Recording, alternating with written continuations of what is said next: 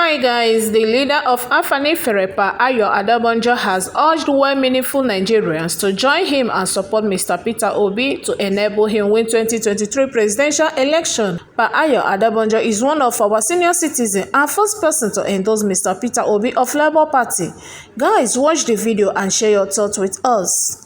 What should the Labour Party candidate or Labour Party in general, what should they be focusing on? Which strengths should they be harnessing in order to make sure that February is successful for them? Well, I believe those who have been following the trajectory of Nigerian election must know why we are supporting Obi. So if you remember, I was the first person to cry out that it is the turn of the Southeast. I even didn't know the parties have not done their primaries at that time. But I was just seeking on the constitutionality, logicality, and equity of the situation of Nigerian politics from time of independence. I think my own passion for Obi can be compared with others. Mine is historical, philosophical, logical, constitutional, and the question of inclusiveness if we are sincere about keeping Nigeria together.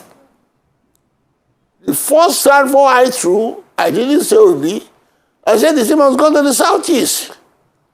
And it's on that parallel I want people to join Afanifere and myself in supporting Obi. We put the question straight. Anybody criticizing us should criticize us along that line and forget what we are saying. Forget the message, address the message. Our logic and statement was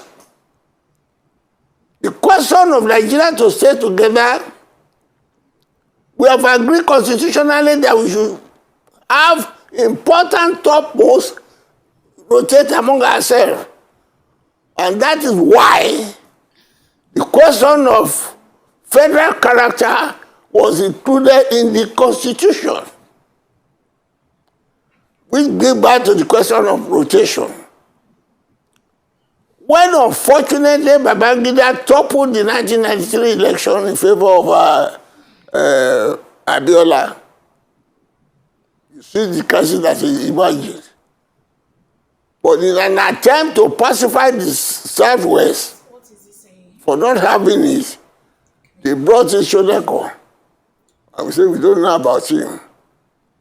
Later on, they did their research and went to the prison to bring out Obasanjo, just to specify that the Southwest has the thing. Although we didn't support Afanifere at that time because we believe if we are going to have our turn, we should choose our candidate ourselves. Not military people should choose it for us. That is our quarrel with that appointment.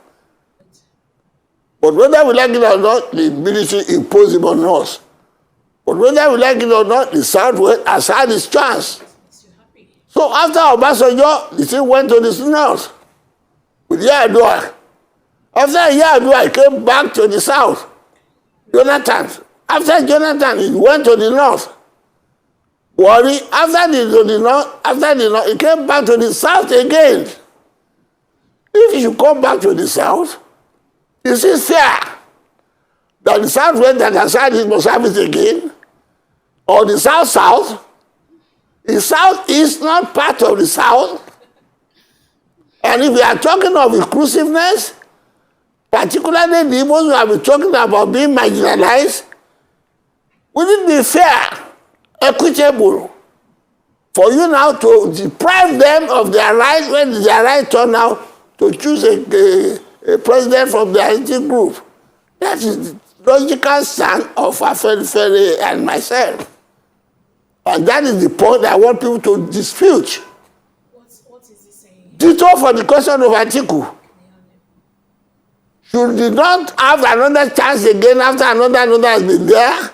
This is the question you people must answer. Whether you are old or young, Definitely. North or South, Definitely, definitely, Pa Adebanjo. I said you've made very valid points and we do appreciate it. But I'd like us to move towards the conduct of the 2023 election. There are fears that it may be shifted, even though INEC has said they will not shift the election. But considering the rising threat of insecurity, the reports we're getting of people buying PVCs, people harvesting voters' data, you know, we are also hearing that there are plans to indulge in digital vote buying. Are you worried that there might be a need to shift the date of the election or that the integrity of the election might be compromised? Well, long before, if you people have been following the statement of Afanifere, as far back as about a year ago, I was the first to make a statement at the meeting of Afanifere that there should be no election until this constitution is changed. Because I knew all the boo-boo traps that was contained in the constitution. But I was a lone voice in the wilderness. Because I know that it's involved, all the part that's involved. But if there's any legacy Buhari is leaving behind, it is the signing of the Electoral Act of 2022, which did a lot to remove the chances of rigging, the chances of everything, which have made the election credible. But out of all that, the single one that he has not been able to solve is the question of security. And one of the points I made earlier was that why are you going to do an election with the position of the security like this when Nigeria is not one? Boko Haram is and it's still there. All the yesterday, they are still kidnapping. Should we have that thing? But the end of state said that he has done his best, everything is all right. But everything is all right. Even the commander, he was being ambushed. Really? It's a thing that gives cause for, it's worrisome. I wouldn't dismiss it at all. It is worrisome. The question of security is the only impediment now for us to have a credible election. And that is in the hand of the commander-in-chief, who it appears has not been doing the job. Other than facing the truth, he will come out and say, I've done everything.